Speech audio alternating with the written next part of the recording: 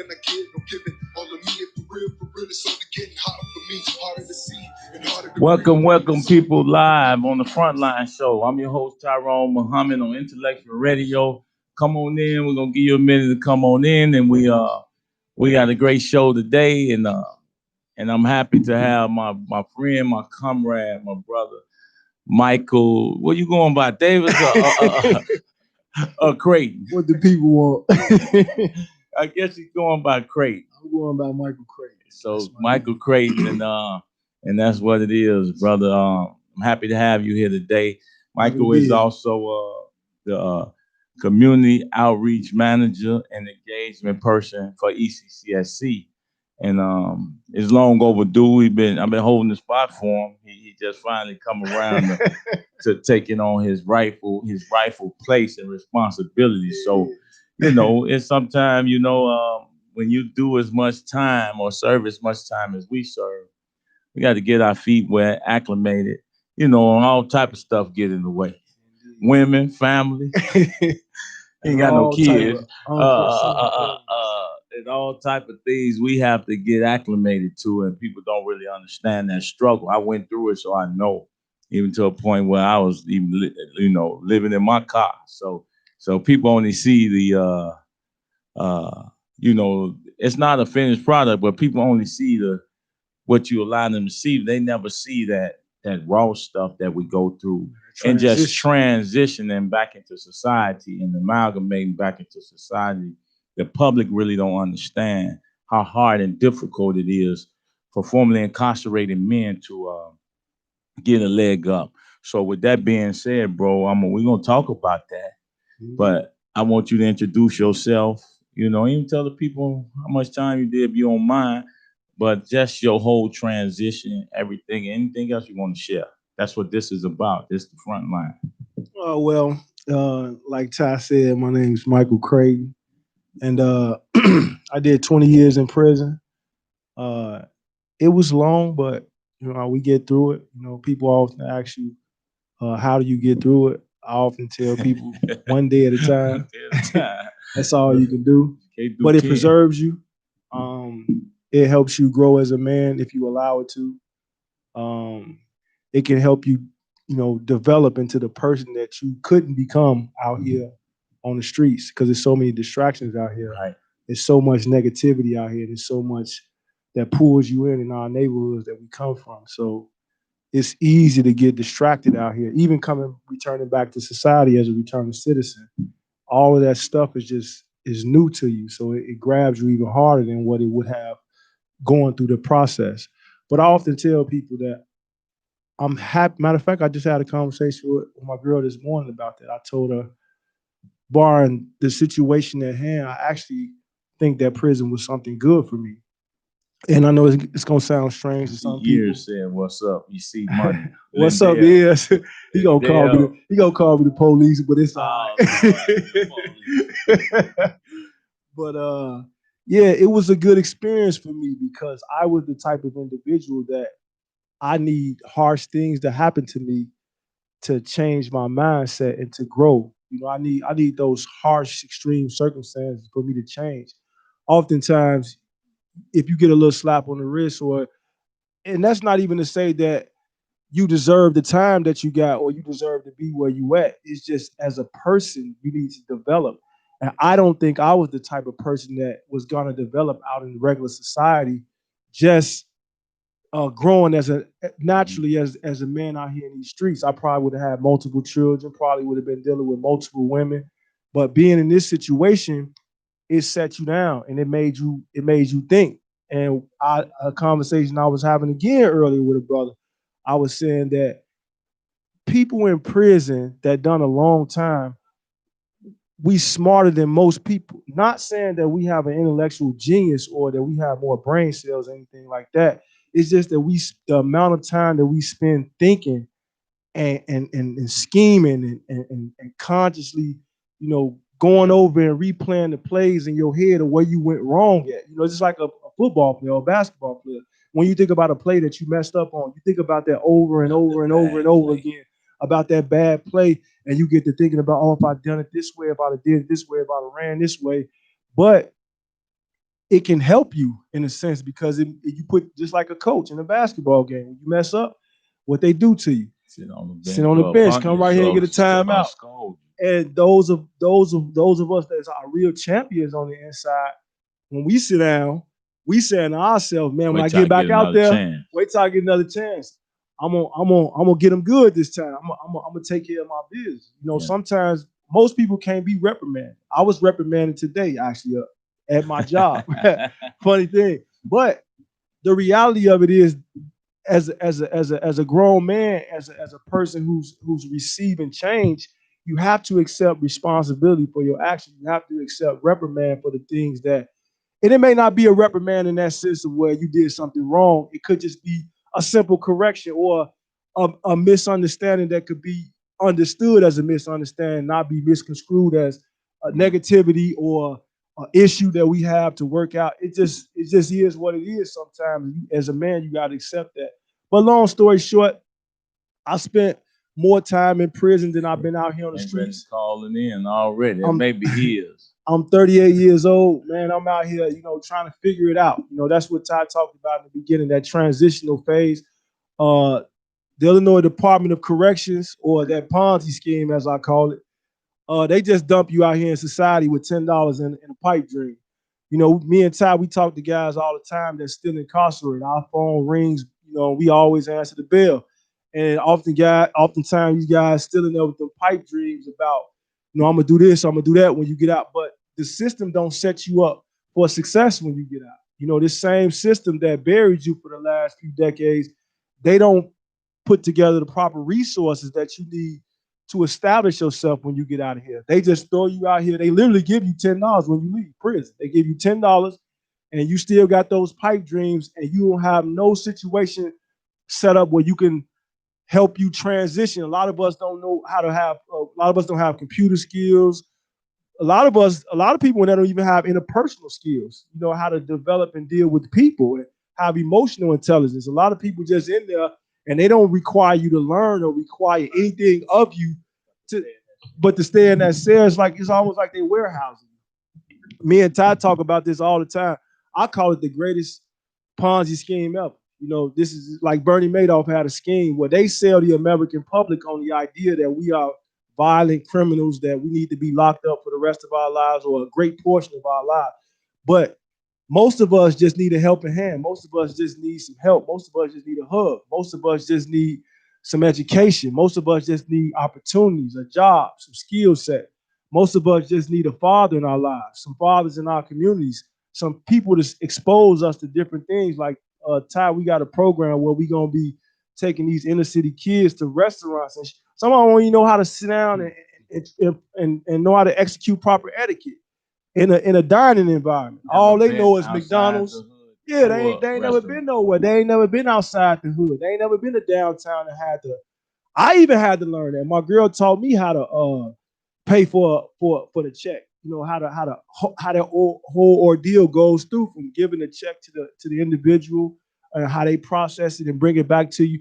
If you've never been exposed to that, you don't know that. And by the grace of God, I've been blessed with some form of intelligence where I can grasp things. I have a great aptitude for things, but unfortunately, we have a lot of men out here that's dealing with mental illness. They can't grasp material and curriculum like those of us who are blessed with a little bit more skill set mentally, that like I call it like that mental elasticity where you can where your brain is malleable and you can kind of form to anything and kind of change and make sure you're a chameleon out here. So because you got to live out here in these environments and deal with different people and road rage. It's a lot. It's a lot to process. Road rage. Wow. So yeah, I just seen a movie on that. That's a real thing out there.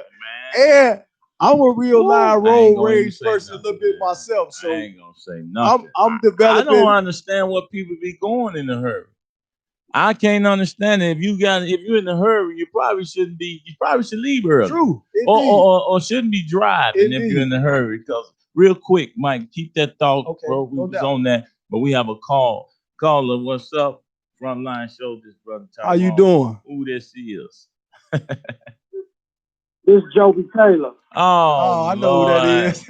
Oh, man. What's up, Joby? Hey, now I got a question though, bro, because you just speak something real, something cold blooded. I got a youth build program down here where I'm the case manager for 20 kids. So we got 12 boys and 8 girls. And same thing when you talk about like they ain't never been through the experience. Like we try to tell them like, they want to wear their pants sagging down. So we teaching them to get to be entrepreneurs and be job ready. So a lot of them don't know how to write resumes. A lot of them don't know how to do cover letters. They don't know how to dress appropriate. They don't know how to sit with a posture on interviews. They don't know how to make eye contact. So just teaching that. You know what I'm saying? It's a lesson in itself. But I want to go back to what you said, Mike, about your experience. Like you had to bump your head to learn. And I try to tell people every day, like, sometimes experience is the best teacher. Oh, no doubt. No doubt. You got to go through some things in order to be able to have that mind changing experience. And a lot of individuals go through life to where they ain't really bump their head in the road, you know what I'm saying? To where other individuals, like we see the world totally different than an individual that ain't never been incarcerated before. Oh, without question. But we supposed to. That's wow. When you live in a 9x12 box for 2 decades, because average, you did 20 years, Joby, Mike did over 20, I did over 20. That's 60 something years living in a box, bro. We have to see something different because everybody can't make it. You know how many times I walked in 3 times, in fact, walked in the room with someone hanging themselves and I had to grab them by their ankles. That's a real thing. And that's real. That's a real thing. So two of them I was able to save their lives. One was just gone. So I'm just telling you, this is real stuff that we see that society and the public don't get because, hey, man, I feel bad for a dog being locked in a cage. People don't even care about human beings being locked away in cages, bro. They would have more respect for an animal than they would a whole human being. I often would say that. People, especially our light-skinned people out here, y'all know who I'm talking to. Not you, Joey, the lighter complexion people. So I know. I would often tell them when I was in prison that they have these experiences with animals that they bring into their homes and they actually treat them. They actually humanize animals now, and I often used to see that through that microcosm of television. No, I got a puppy son. Yeah, how we got a lot of our information when we was in there. A lot of people don't realize the way we filter in information in our brains in there. Like we get that information through microcosms of people that come see us, our conversations on the telephone. The television is a big thing in there. So a lot of my information that I got about women, about love, about learning, I learned through television. Not necessarily and when I used to watch reality TV and these different programs that were upside down, I would actually look for the irony in a lot of that stuff or the education and things that I saw. So I wanted to say something about what you said earlier, Joby. And I think we need to correct this in our young kids. I think our children out here, I think we're teaching them backwards. Yeah. Like you said, we want to teach them how to be entrepreneurs. Now, I'm not saying that you're wrong. Here's what I am saying. I'm saying that we should teach, like, before you become a general, you have to be a soldier first. In order to be a good leader, you have to be a great follower. So oftentimes our kids got this misinformation out here where they think they could be bosses or entrepreneurs without going through the red tape. And some of them not built to be entrepreneurs. Some of them not built to be, like I was telling some kids earlier, I was actually mentoring a few guys at the center down at the day. And I was telling them, like, when I was growing up and even probably before me, I know this is coming through Ty generation. A lot of the kids that I grew up with, or a lot of individuals that I grew up with, they had lanes that they were in.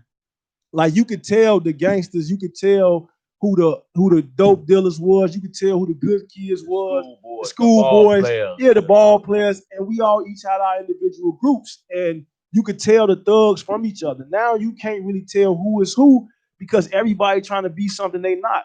I read a quote before that said that the best thing and the easiest thing that you could be is yourself. It's hard to be somebody else. And I think a lot of these kids out here, they trying to be bosses, which ain't nothing wrong with that. But in order for you to be a boss, you have to be a great employee first. In order for me to move up in the ranks, I have to show, even right now, to this day, I still have to show myself approved to be able to be a leader.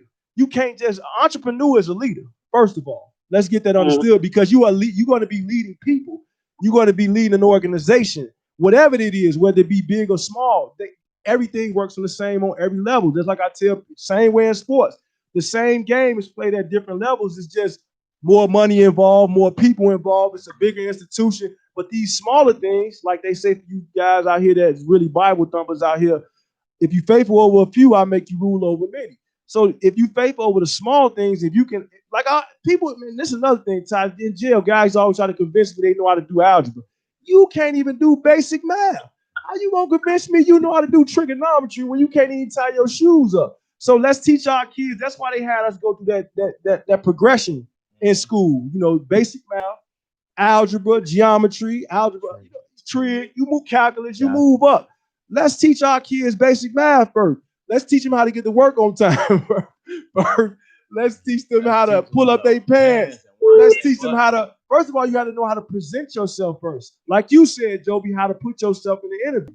So we got to transition to something else. I'm going to let Ty take it from here. So listen, real quick. Thank you. So real quick, Mike, we're going to take a quick break. People, call in, continue to call in. And if you're calling in, please hold. We'll be back after these breaks. You listen to the Frontline show on Intellectual Radio. There you go. We got to pay some bills.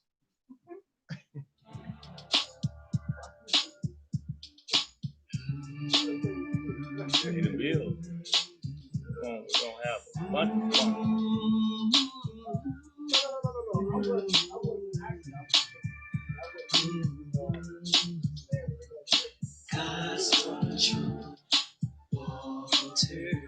You ain't got enough money to buy my soul. Ain't strong enough to stop me. I'm out of control. This the matrix, my Neo. I know that I know. I am that I am. So I speak so bold. On the verge of losing hope. I know where to go. Switch my style from singing vocals to magical flows. Study the streets a little closer. One with the ghetto. Got wise as I got older. Unloaded the metal. New millennium rebel. After that federal dollar. Balance the world on my shoulders. I know my soldiers are following me in war. These kids still dying in the streets of war. On the block running from the police at war. In the US, this ain't the Middle East at war. With the problems in my own community in the store. And the only way to fight it in the new Lord. Save my father from this bottom of Hennessy with more. Can I get no giving? All of me and for real, it's only getting hotter for me. Harder to see and harder to breathe. And there's only one remedy. I gotta be smarter than my enemies. Way in the water, you can now eat. In the water, God's control. I'm being chased by demons, the triple team exposed to false religions. I'm hated by jealous niggas that don't want to see me flipping my life score. Flipping hope, pulling up papers, I'm chasing paper, no holds barred. Peace of mind, I get to find my heart's cold. Got the friends, my last road dog turned me in. Because the war would never change. Who takes the blame for bad decisions? So many missing, following orders, cause he ain't giving, got the world tripping. They push prison at us young niggas. That's why we haven't had triggers, won't let the war get us. I'm not alone with the way that I feel. It's like millions after touching the steel, roaming the field. I am what I am, and best believe I'm following me. A guinea pig, I refuse to be the streets. Got a hold on some. What's up, Muhammad? This here, man. This here, man.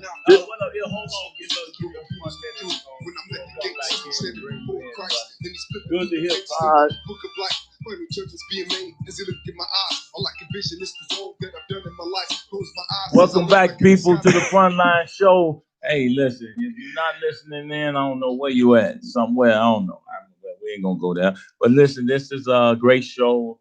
We're getting a lot of comments, and people are really interested in how we live, what prison look like, and how we transition, man. And we don't talk about it.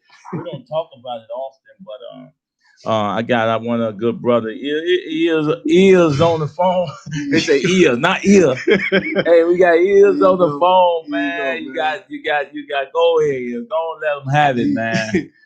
Man, I appreciate you brothers doing good, man. I always follow y'all all the time, especially my boy Money Mike. You know, we joke a lot, but man, we got to get these streets together, man. We losing ourselves, man. No doubt. I feel you. What precinct you in right now? Yeah. Man, I'm in Missouri. I'm at work right now.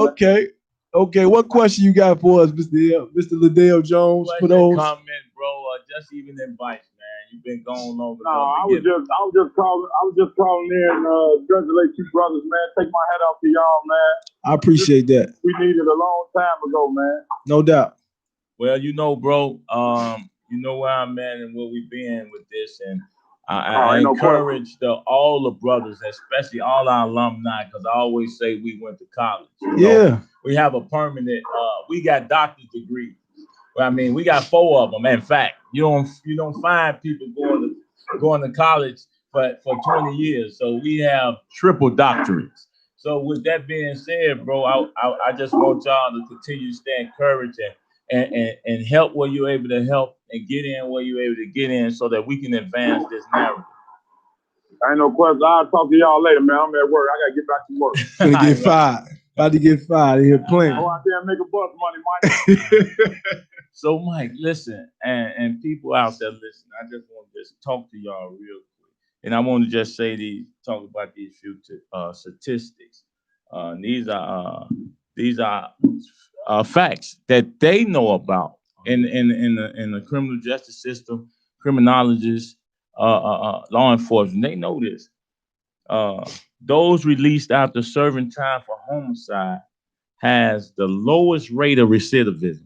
That means guys like us who come home after serving a time for murder, we had the lowest recidivism of all prisoners that return back and for whatever crime. That means that with only 40% rearrest, 40% rearrest for a new offense, and only 1.2% are arrested for additional homicide. What that's saying is a lot of time people see ex-murderers coming home or whatever the case may have been that led to what they was incarcerated for. These men tend to be the least 1% of them never return for the same crime. So this is commendable in the sense that I've always said if a person do 10 or more years, there's a great chance that that's reformation. They Indeed. can actually reform themselves. Indeed. These little petty crimes from 1 year to 3 years for car theft, auto theft, and any other little mischievous acts or deviant acts that we may perform against our community or against ourselves. Indeed. They tend to return. And these are the ones that has been the problem for the criminal justice system in terms of getting at the issue of recidivism. I believe it's my personal opinion about that. That's a great point. My personal opinion is about the optics, like what it looks like as far as like when you're dealing with violent offenders. A lot of times you hear what they sell on TV. Yeah, absolutely. A lot of times you hear like what I was just about to say. What they sell on TV is they was for a while politicians was running their campaigns off locking people up for violence. The violence that's what they selling. So if you selling something, you can't go against what you sell. I can't sell you a pair of shoes then turn around and say, oh, they are defected in the shoestring in the rubber sole area. So they were selling the idea that violent people or offenders need to be locked up for long-term sentences. So they can't then turn around and say, well, we should be light on them or we should give them a second chance. A lot of people don't want to hear stuff like that because you got a lot of victims out here, a lot of victims' families, which is justifiably so. A lot of them don't want to hear it. So when you talk about people and what they're going through and their experiences from what happened to their families, they distributing this information to politicians and saying that this is what it looks like for us. But they're not telling the whole narrative though. You know, they're not telling why this kid committed this crime, why this person did what they did, what type of socioeconomic background that this person come from. And furthermore, I want to take it a step deeper than that. You know, we got a lot of people out here preaching the good word, not really understanding that a lot of the guys that was in the Bible were murderers. You know, so when you talk about redemption, when you talk about statistics, you know, like Paul was a murderer. He a mass murderer. 27 books in the New Testament. I believe Paul wrote 16 of them, if I ain't mistaken. According to the book. According to the good book. Now, he is a man that wrote all type of books that y'all preach and pray out of, and y'all live by. You know, you preach the word by, you preach forgiveness, and you preach all this stuff that these men who are murderers wrote. And then you turn around and you condemn people like myself and Ty that's been in jail for these things, not knowing the previous situations that we come from, or why did we come to the conclusion or that situation that you're going through, or why did this person do what they did? Because there's always a cause for every effect. I always say that. Whenever you see an outstanding effect, whenever you see something hard, like if you see a boulder move, best believe something big pushed that boulder. You know, it's nothing light moved a boulder. You know, when you see something very serious happen, something serious had to cause that to happen. So I want that, and with that being said, on that point, some serious has caused that to absolutely happen. You can't say you believe in God, who you don't see, right, and disbelieve and hate or not believe in man, who you see every day. Indeed. So the power to change, the power of resurrection is real. You can't say Jesus resurrected the dead. Absolutely. So we dead in our minds and our conscience, our activity. Indeed. And then we come out here after being dead, we are now given life. Mm-hmm. That's the testament that people should lean on, because if God, that's what he did for Paul. Boulder, that's what he did for Paul. So if he Paul can do that, his life. ain't no question. Without us, bro, the streets would be much more violent. Mm-hmm. But I say this though, bro, I tell people this all the time. Like, people don't never want or give mercy until it's needed for themselves. So unless you or their family, you know, like even with diseases and stuff like that, until it strikes home, until it hits home for you, you really don't never have no idea. That's what we should. Same thing again with we shouldn't judge each other. We shouldn't judge another person's experiences or what they go through or who they have become. And you should always give people the opportunity to change, and always give the people the opportunity for redemption. If my brother hits me, if my brother does something to me, if my sister does anything to me, I'm supposed to extend my hand in mercy. Because I always tell people, if God was not to forgive you for all the things that you done, where would you be? Who would you be? So let's take a step back and start realizing this too, when we out here condemning people with the same good book and our laws that we have, and the legislators out there that's writing these laws. They coming from these same scriptures and talking about redemption and this, that. And I'm not preaching the Bible. I ain't preaching nothing like that. I'm just saying that we all out here, we all dealing and dwelling as human beings on earth, and we can't operate in God's capacity and then turn around and say, no, I don't want that when it ain't for me. But they're not operating in God's capacity. True. See, in order to know God, sometimes you got to go through the furnace or the fire of affliction, right? So you can't go through, if you're not going through fire, or if you're not being pressed up against something to be made into a diamond, you're a black hole. Absolutely. See, it's hard for people to understand that, and they don't take the time to see and revel in the lives of those who pull themselves up by the bootstraps, as they always want to say. You know, we come out of the prison saying that, okay, we're tired of seeing young men doing 20, 30, 40, 50, 100 years and never coming home. And we saying, now, you know what? We're going to be the change we want to see.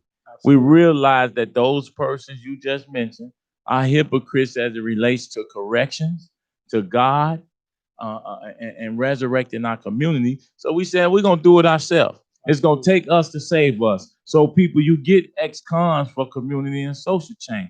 Although our organization is not based solely on ex-cons, because our family members aren't ex-cons, but they members. Our loved ones are not ex-cons, but they're members. But I believe that all of our communities are prisons. Indeed. All our communities are overly policed, and all of our communities are in wards. And we have been regulated by the wardens of these states and these aldermen. But hopefully, they're not the only one. We have state reps, we have Congress people, all of them, and to me, are wardens of a community or of a people. And they haven't properly regulated or corrected the issues and the ills that you and I didn't create. So, you could speak. So, want to help kids out here that ain't been to prison or before they get to prison. You know, like we had a discussion the other day on our manhood circle, and I was telling the people, like, so remember our manhood circle at our center, 610 West Root Street, is every Friday at 12 o'clock. Any men out there have something to share and would like to be a part of our manhood discussions, please come by. Come on by, man. You're welcome. 610 West Root Street. That's come on by and be prompt. If you're not on time, 12 o'clock every Friday. Yes, we close the doors if you're not on time. Yes, sir. So my point and my theory is that we catch people before they become violent or before they become drug dealers or before they become offenders.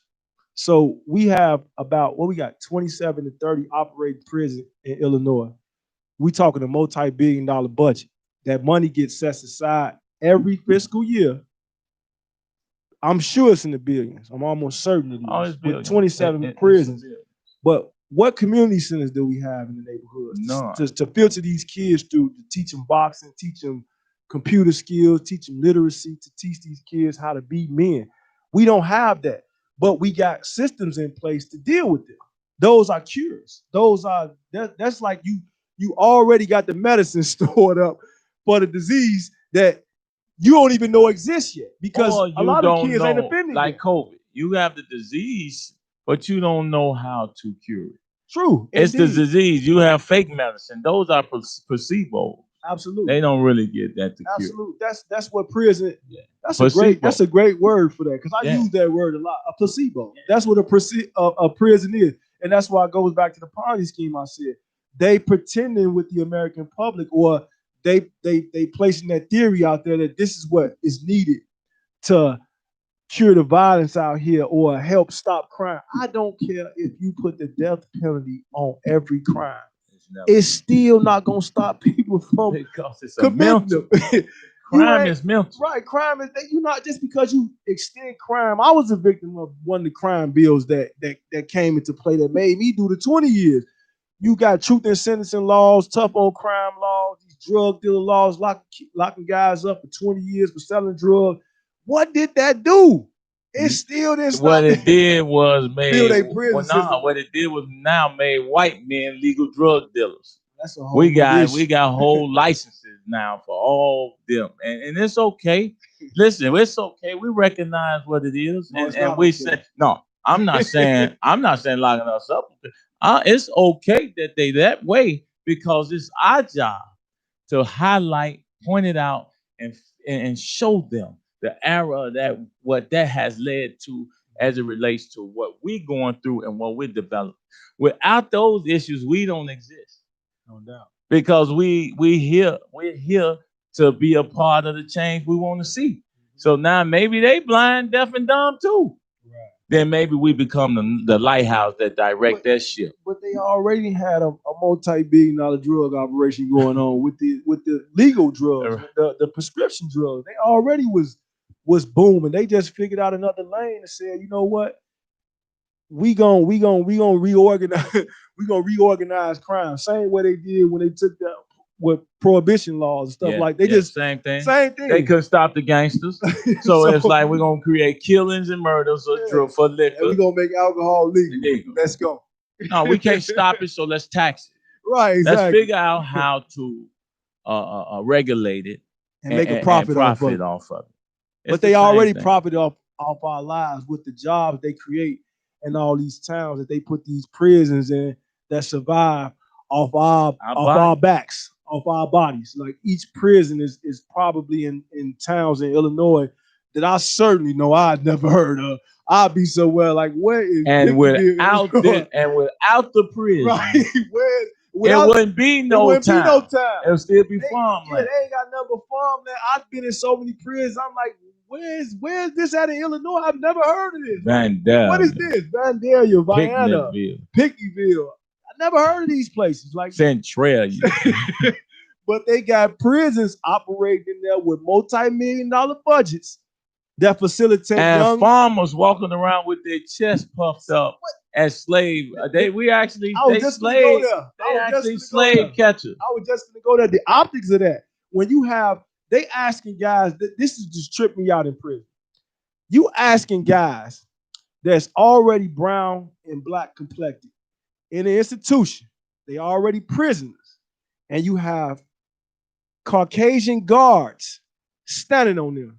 Automatically, that gives you the impression of slavery. So they will often say, I ain't racist. This don't look racist. How this don't look racist when predominantly most of us, the prisoners here are black and most of the staff here are white. But it is racist. It's inherently racist. It's inherently racist. In the fact that our bodies, you get paid to watch us. Indeed. Same way. The same way.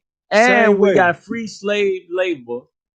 Cheap labor of bodies while our families pay even high tariff just to come see us or be to support us. But with that being said, listen, we're gonna take a break and we're gonna wrap it up after this break. So come on back. This is the Frontline Show on Intellectual Radio. So let's get it, people. Come on back.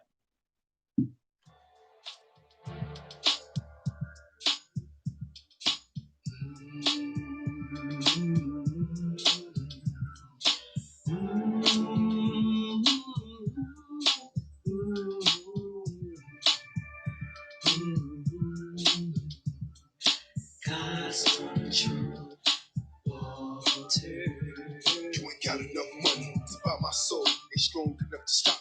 I'm out of control. This the matrix, my Neo. I know that I know. I am that I am. That's why I speak so bold. On the verge of losing hope, I know where to go. Switch my style from singing vocals to magical flows. Study the streets a little closer. One with the ghetto. Got wise as I got older. Unloaded the metal. New millennium rebel. After that federal dollar. Balance the world on my shoulders. I know my soldiers are following me in war. Cause kids still dying in the streets of war. On the block running from the police at war. With the US, this ain't the Middle East at war. With the problems in my own community in the store. And the only way to fight it in the new Lord. Save my father from this bottom of Hennessy with more. Can I get no giving? All of me and for real, it's only getting hotter for me. Harder to see and harder to breathe. And there's only one remedy. I gotta be smarter than my enemies.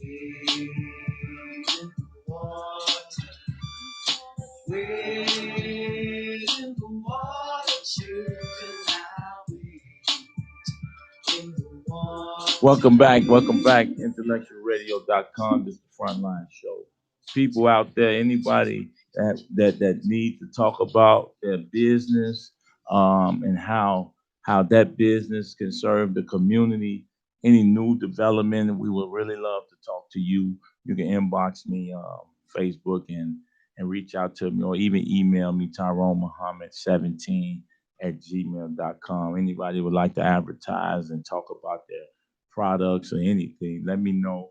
We'll get your products. We'll speak about your products for a small fee. And it's all we got to pay the bills. But we'll speak about your products and just promoting Black business and opportunity, especially during this time of COVID. That's very serious because ECCSC even can't even exist without economic or resources to do the work that we do. So with that being said, Mike, I'm gonna say a few words and we'll close it out. But this is a serious topic. We could do this for 3-4 hours, just prison alone. And I really love what I do, and what God has inspired in us to do, because although we be fictitious a lot and we talk about the negative of it, I'm just gonna tell you, it's not all negative, because we meet and create brotherhoods that we wouldn't have otherwise created because this guy was under the 5. This one was a BD. This one was a BG. This one was a vice lord. This guy was a stone. Then when we get in prison, those barriers, man, that's just amazing that those titles and those cliques and crews are none and void, bro. Now the same person you was just shooting at in the streets, now he your cellmate. Now he your cellmate, and y'all eating dip sandwiches together. Y'all eating noodles. Y'all struggling and suffering together, and it's amazing. That's why I know violence prevention is real. That de-escalation is real.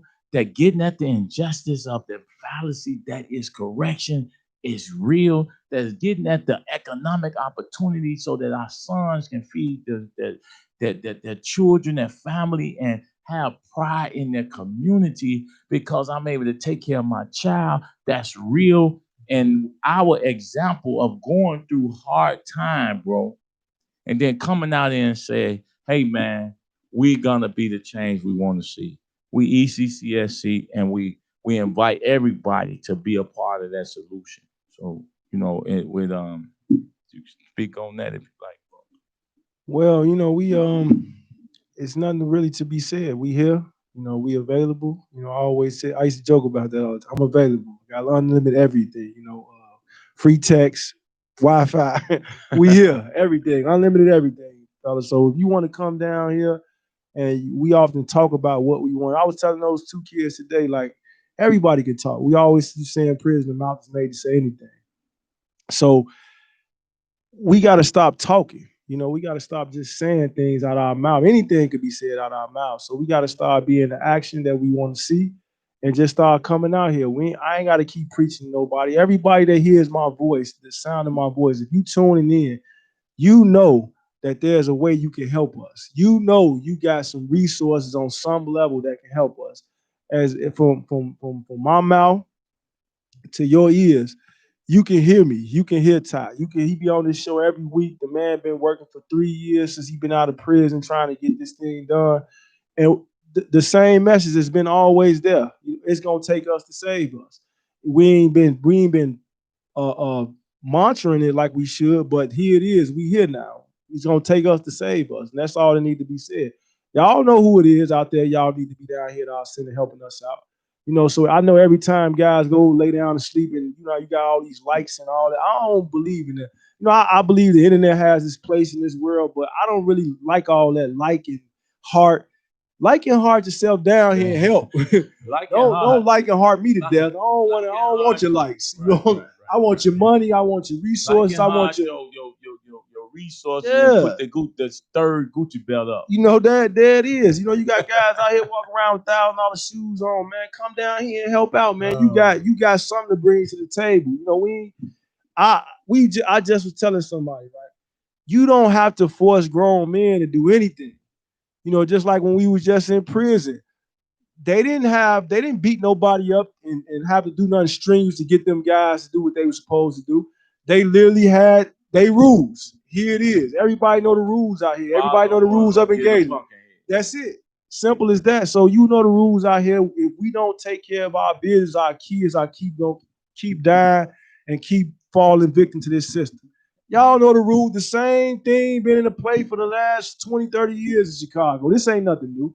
So why don't y'all stop acting like y'all don't know what's going on, like you can't help. You can help. All you got to do is stand up. That's it. Come down here and help out. Ask. If you don't know what to do, come down here and ask. Say, Ty, what you need me to do? That's all you got to say. Literally show up. 610 West Roof Street. Just say, what do you need me to do? If you only show up and sit down, the problem is show up. Because I'm telling you, it's power in numbers. When black men come under the same roof, we're going to figure out what to do. See, the problem is getting there and being present. That's just like if you're just present in your son's life. Absolutely. If you're just present in your daughter's life. Don't change his life. I just can imagine what my son would be and my daughter would be today if I was just present and I didn't have 20 and 30 years separating that presence, that separation. So you don't know just being present. If we just start with being present, man, when we out here, if I'm shutting down something because it disrespected one of our sisters. Just being present shows that that's unacceptable in our community, and we're not going for it. We here if no other reason. You don't have to do nothing. I do it. Just stand there. Just stand there. But all I'm saying, and then that's how it is. Believe it or not, it's about numbers. In prison is all about numbers. They locking know you that, up man. and locking you up. Voting is about numbers. They know this, man. Everything, our whole life is about numbers, ages, months, years, weeks. Even how fast y'all be speeding. It's all numbers, man.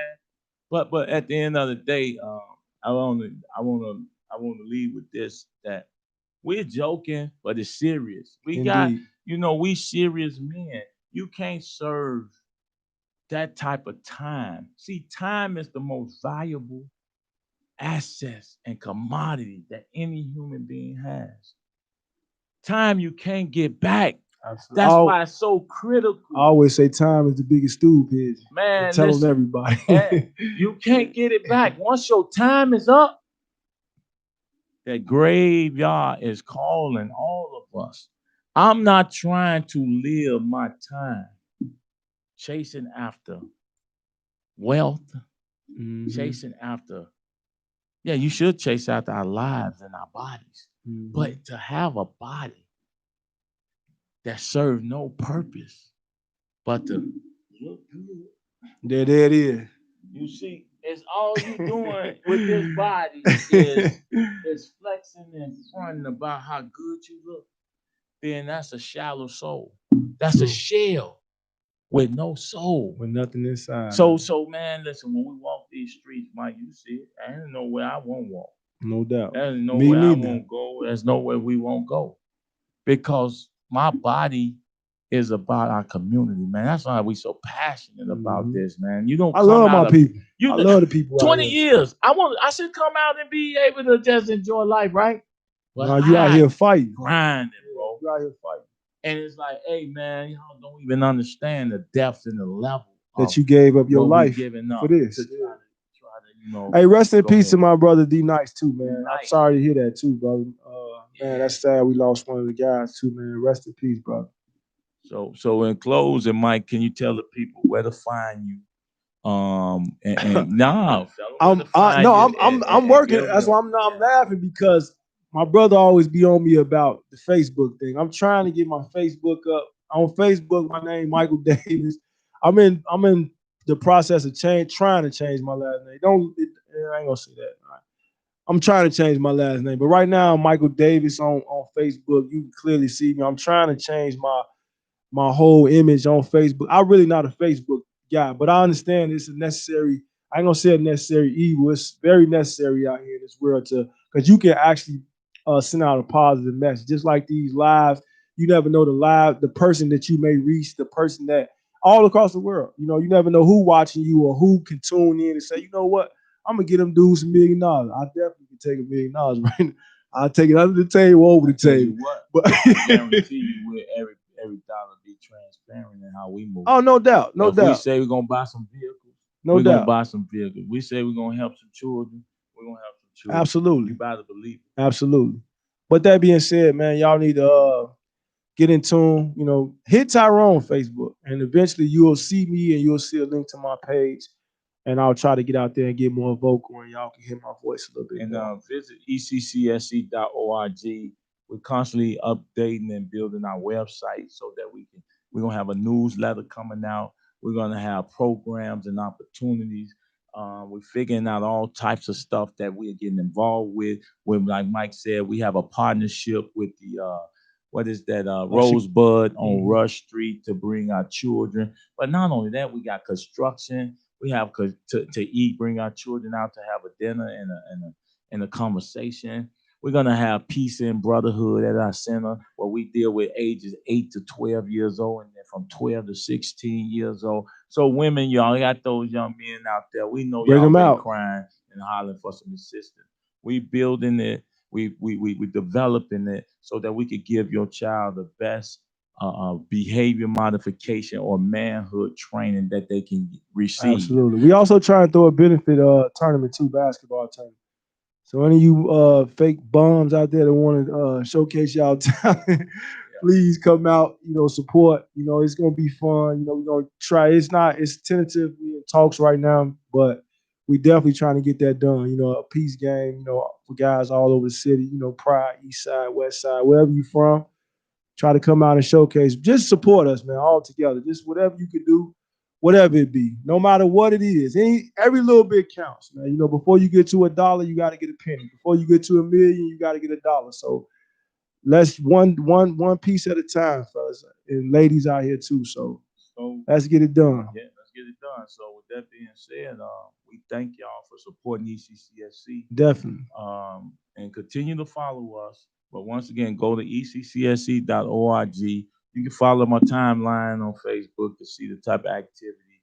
Although I tell people all the time, they're like, well, I don't see you because we don't have time to post stuff. I only post 3 to 4% of some stuff that we do 100% of the time. Right. So if that's the case, I don't need you watching our life and my life. I need you to help us build our community life. There you go. So with that, thank y'all for tuning in. This is the Frontline Show on IntellectualRadio.com. I expect to hear from y'all through Facebook, Messenger, email, and let's support our community. Let's build our women, our children up, and let's get into this economic opportunity so we can save ourselves. Thank you. There it is. Love y'all out there. See you next week. Stay peaceful. Stay safe.